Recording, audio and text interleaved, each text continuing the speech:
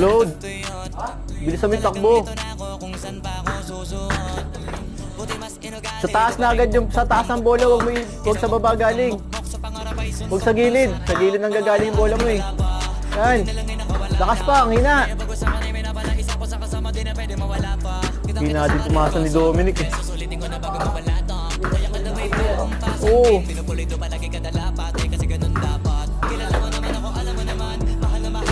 Sus, huwag sa gilid ang bola, ano, buboy.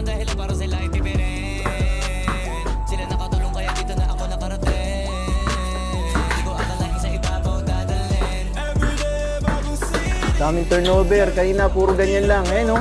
Kung ganyan kalalakas pasa mo kanina, hindi ka nagka-turnover ng 15 siguro. Ilan ba turnover mo? Dami talaga. Dami turnover niya kanina.